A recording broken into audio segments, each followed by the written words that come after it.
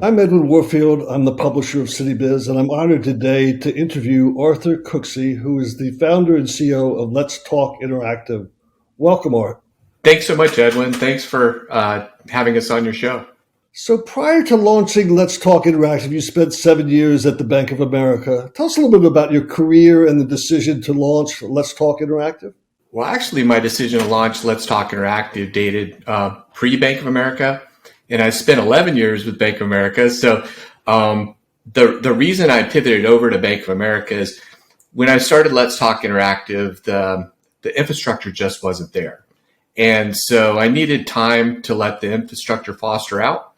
And I also needed a place to continue to develop as a business person and have an income, right? So being decades ahead of the foundation required for telehealth, I started with Bank of America and started out in sales and was award-winning in sales and went into sales leadership and was award-winning there and ended my career over strategy for small business banking. And I had some time in communications as well.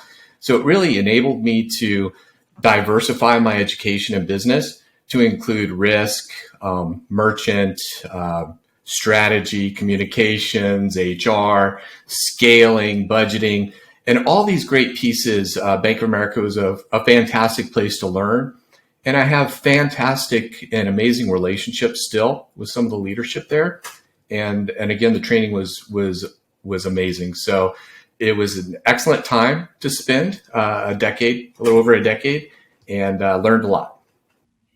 So tell us a little bit about the history of Let's Talk Interactive, some of the key milestones over the years.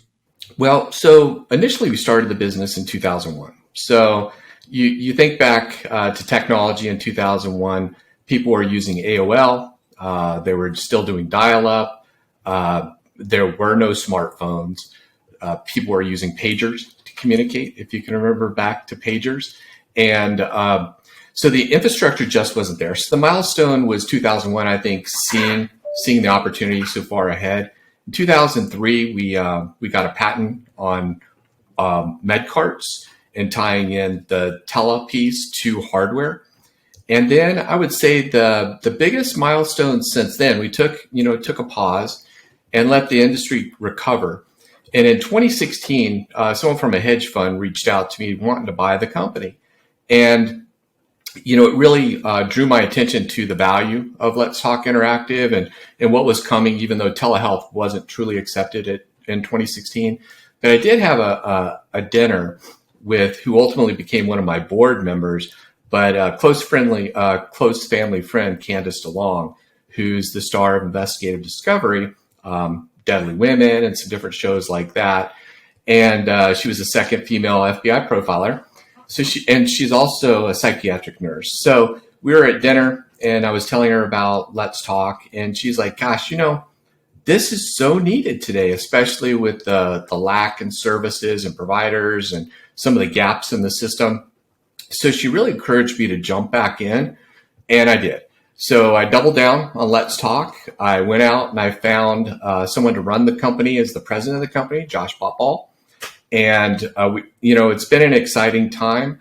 I left the bank in 2018 and pivoted over full-time as CEO in 2019. I've always been the chairman of the board.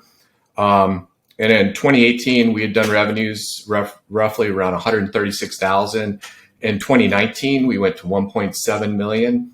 And in 2020, we broke $2 million. So those, I would say, are some pretty impressive milestones.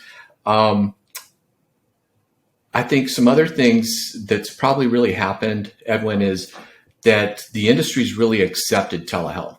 So I think that's a big milestone. I think when COVID hit, we were in a situation where people were like, what's telehealth? Is it snake oil? I need white papers. I need you to really explain this to me. And what's happened is since COVID, people have embraced telehealth. The government relaxing some of the restrictions on licensure requirements for different states. And I really heard a beautiful explanation of that from a heart surgeon who said, listen, I'm not allowed to perform heart surgery in another state because I'm not licensed there, but I can get on an airplane and I can fly to that state. Because I have a driver's license, I can drive all over the place and really have no guidance or advanced direction on that. So I'd be a better heart surgeon than I would be a navigator in that state. So some of the licensure requirements just don't make sense, especially when you have shortages. So I think COVID is really, that's a big milestone for us as a company as well. It took us from really a hypothetical white papers explaining and showing how this works to people engaging it and really needing it to continue on to provide services. And so what is the telehealth solutions that are being provided by Let's Talk today? So we've got a range of solutions. We've got everything from the telehealth dashboards where a provider can connect directly with a patient. And then we've got virtual clinics where you can have a healthcare system and all the patients have access to that system so they can schedule, they can determine which provider is right for them, all the way to triaging where someone can go in line and be like next available to connect with someone, to 24-hour call centers for senior assisted facilities where they have after hours care. Really cuts down on the need to send some of these patients to the hospital, and they can be triaged in the evening when they may not have that nurse available, to med carts and soft packs and rugged telekits and kiosks for jails and schools, and to the software that pushes live analytics like pulse ox, EKG, dermoscopes, otoscopes, all the way out to telestroke. So we've really built a suite of products, including networks and developments. We have APIs, so we can integrate into EHRs, EMRs, and then we have the network. So a lot of these providers or these networks come to us and they say, hey, we need the service, but we also have a shortage of psychiatrists or nurse pracs or primary care physicians or whatever. In some cases, they need them boots on the ground to actually show up to the facility. In some cases, they want to enable them through telehealth. So we can cover them both ways. We have over 39,000 providers in our network in all 50 states. So we're really set up to help our customers advance their workflow, not really putting them into a box, but saying, here are all the opportunities or options for you. Let's understand how your business works, and then we'll design the system based on your workflow. And can you give us a snapshot of where Let's Talk is today in terms of employees, clients? Yeah, so we're a growing company. We've increased our employee hire just in the last quarter by 30%, and we expect to do the same in Q2. So we're growing as a company. We currently have 6 full-time employees. We have about 10 contractors. We're starting to convert some of the contractors over to FTEs. We also, as far as clients, we have a lot of clients in Florida, including emergency management services, the schools in the Panhandle area. We're working to have all of the schools across Florida to create an ecosystem, if you will. We have most of the mental health provider networks in Florida. We have Department of Child Family, foster care. So we have all these different pieces. We've got the medical side of things. So we've got all these different pieces that are now sitting on one platform. So Florida, in my opinion, and Governor DeSantis has done a phenomenal job of creating a telehealth ecosystem for their citizens. So now someone in welfare or child family services could connect with someone in mental health services, or if there's a hurricane or a natural disaster, they can pivot over to emergency management services, and they can bring in triage providers who are already on the network that just are allowed access to the Department of Emergency Management system. And now they can have mental health services support, they can have medical services support, so they can have live analytics pushed to them. So it's really exciting what Florida's done. And we've got other states that are following. So we're working with some New York for jails, working with Arkansas, working with Wyoming, we're working with Mississippi, we're working inside the senior facilities. It's we're working with Soldier On up in the northeast. And I think we may talk a little bit about them later on, servicing the veterans, but it just seems like our ecosystem is really being accepted in a lot of different areas. And we've even had requests for building out financial services, since the security is so tight on the healthcare piece, that really security is the key driver. And patient information, obviously, for So you touched a little bit on the impact of COVID, but was it an important catalyst in your business, and how did you capitalize on that opportunity? There's obviously been, I've done quite a few telehealth interviews, and there's a lot of funding. Companies are being funded. So how did Let's Talk respond to that and capitalize on it? COVID caught us off guard just like it caught everyone else. And in February, I remember we were doing presentations and we were building out white papers to really, justify that telehealth is not snake oil and it's something that's reasonable to be used for patient care. And then post-COVID, there was a massive knee-jerk reaction, right? And the pendulum swung all the way to the left, and everyone was jumping into telehealth because they just had to do it to keep their business going. So people were jumping into whatever solution they could come across. And of course, with the restrictions being lifted, you saw FaceTime being used, Skype, some things that should never be used for a telehealth session. And so that movement happened. And you would think for us, the business would just go straight vertical at that point.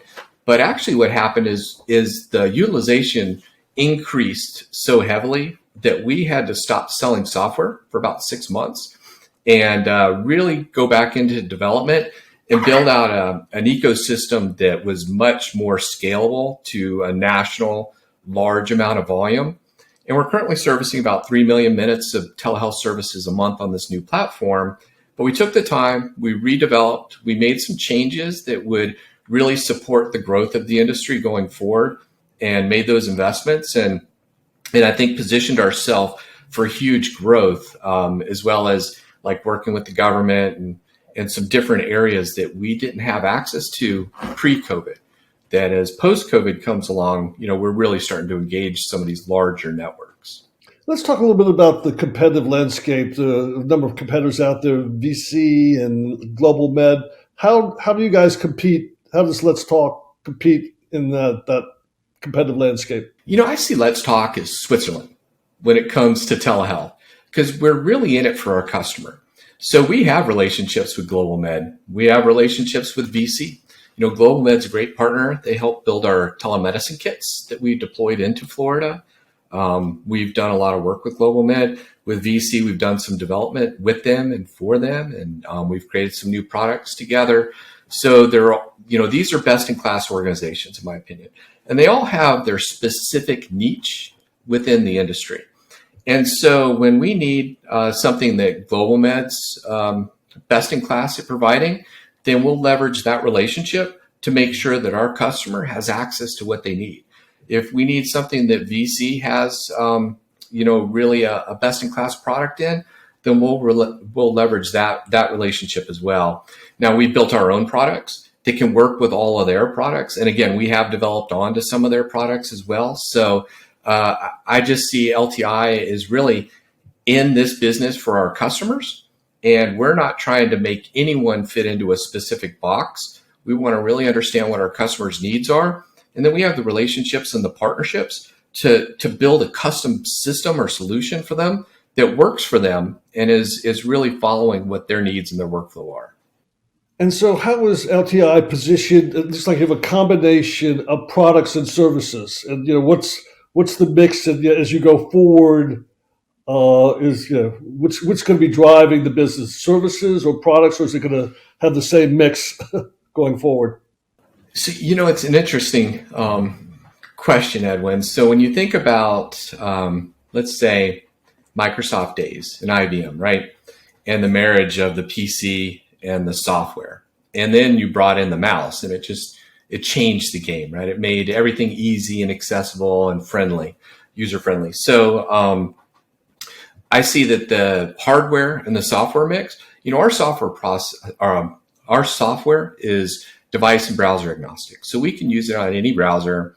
It can be on any device as long as there's 3G or better internet services. You can use a tablet, smartphone, computer, kiosk, whatever.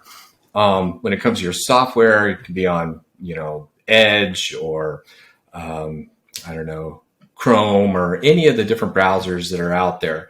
So that piece is really nice because it just flows evenly. Now, the need for kiosks is more specific to having a point of contact where they have, let's say, for the jails, for example, most jails are not right down the street. They're an hour and a half, 2 hours away. And the providers, you think about them, they probably don't live near the jail. They live closer to the city that's 2 hours away. So, these providers are paid portal to portal. So 2 hours there, 2 hours back of an 8-hour workday, you've just burned off half your day driving, right? So the other 4 hours are now dedicated to the services they can offer. With telehealth, we can set up a kiosk in the jail that's got a pan tilt zoom camera, so the provider can really manage and access the angles and the view of the person that they're interviewing or having a session with. And then, these devices are solid. They weigh 80 pounds. They stick on a wall or they're, on a table, bolted down so the inmate can't destroy them. But there's one used for hardware and software marriage. In the schools, we have similar kiosks or we have tablets on a pole. And in the healthcare systems, you've got these med carts that roll down. I'm sure if you've ever been in a hospital, you've seen them rolling by. And they have all kinds of analytics and screens and accessories that can connect. So if your primary physician is miles away, you can still access them on that med cart from the bed, that you're staying in. So I really see hardware and software is marrying. It's like they're a necessity together to drive good patient healthcare. And let's talk a little bit about the capital journey that you've been through with LTI. And are there any fundraising plans in the future? Or just give us a little bit of history of the capital journey. We started out bootstrapping, right? And I invested heavily in the company, especially in the beginning, personal funds. We did a small cap raise in 2020, and just to test it out, to start to, we're a C company, C Corp. We were set up by Patrick Doherty initially, who was an FCC attorney, and he's the one that quoted omnibus, one busy plan. And so he designed us to go public back at the turn of the century, which I kind of like saying that. So we've been built as a corporation and cap share in a very structured way to sell shares. It's just that we never really have. So we've had some friends and family like Candace has invested, and myself and some other small investors. And we did a small cap round in 2020 that was successful. And we're looking to do another small cap round in 21. Our stock valuation has gone up 2.5 times since we did the last little round in May of 2020. So that's exciting for those few investors that took advantage of the opportunity. And as we look at 2021, these investors, they're not investing as we look to grow some additional capital. They're not really investing in the development that we looked at and looked for in 2020. Now they're investing in the marketing, in the go-to-market, and to really become a dominant force in this marketplace. And I really relate it to the land rush, where people would jump on a horse and they'd ride as fast as they could, and they'd stake their claim to get their 50 acres. And I feel like that's what's going on in telehealth right now. There's a lot of people moving in, as there needs to be. There needs to be a lot of play. We currently don't have enough people to service the need just in this country, outside of looking at anything globally. But yeah, our cap raise now will be a smaller one, and it's to come in probably the next 30 to 60 days. And then we'll look to see what happens in 22. But we're being, as you can imagine, we're being contacted by a lot of people that are interested in investing or in purchasing. So we're not quite at that point where we want to sell the company, but we're definitely at the point where we want to, grow into a $20+ million business. And so what are your growth plans? Is it internal growth or any potential acquisitions on the horizon? Okay, so the growth plans for LTI are really continuing to invest in our own infrastructure. We're going through the SOC 2 audits, and we're preparing for high trust and some different security platforms. FedRAMP is in our roadmap to really grow through developing out our marketing plans. So our growth for LTI is there's no firm leader in telehealth at this point, and there's no true ecosystem that really needs to happen. So what we're focused on right now is capturing as many states as possible and as many healthcare systems as possible to start to develop out an ecosystem that could be shared nationwide. So is there any other part of the LT story that you'd like to share that you haven't shared with us? LTI, really is something that I would say the philosophy is we want to do good doing good, right? We want to earn a living and do well for our investors, helping others and helping society. And really, we've come to this passionate view that healthcare is a human right, right? Mental health care, healthcare. And I'm so excited to see that mental health really is now being taken seriously within healthcare. Because for decades, not only was there, and there still is a huge need, but there was a separation. It was like the redheaded stepchild, if you will, within healthcare. So it's exciting to see that healthcare is embracing mental health is a part of the patient's service, complete service. And I'm just excited about the future. I'm excited to see people having access to healthcare, rural areas. I'm excited to see what Elon Musk is doing with Starlink and layering out that infrastructure for satellites. We're working with some of the Native American tribes. And for them, they've just never had access to high-speed internet. So they've never had access to any of this. I'm excited to see what we're doing in distance learning and allowing children to get an education remotely. And in some cases, where they have an opportunity to go to school, fantastic. I totally agree with that.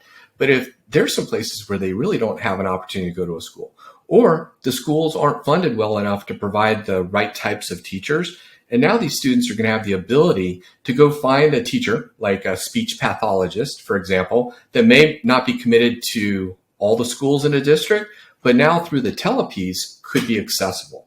So when you ask that question, I'm just full of optimism and excitement. I feel like humanity and civilization is taking a big step forward to healthcare, mental health care, taking care of our citizens. And I really see it as a global thing. It's not an American thing. It's not, the UK or any specific region or segmentation. This is something that we need to do together as a society because it's the right thing to do. Well, Arthur, I want to thank you for your time. Telehealth is exciting to see what's happening, and I hope that you and your company can capitalize on the great opportunities that are out there. Thank you. Edwin, thank you so much for your time and for doing what you're doing here. It's an opportunity for us to tell our story, to get it out there, to share what's going on in telehealth. As last year we won the Zoom Global Trailblazer Award. It was their inaugural award, but it was for the most innovative company in telehealth in the planet. So that was pretty exciting. We were taking down some pretty big competitors. So it's just exciting that you're allowing entrepreneurs to put their information out there, help let people know what's going on in telehealth. And I just thank you so much for the time. We appreciate your gratitude.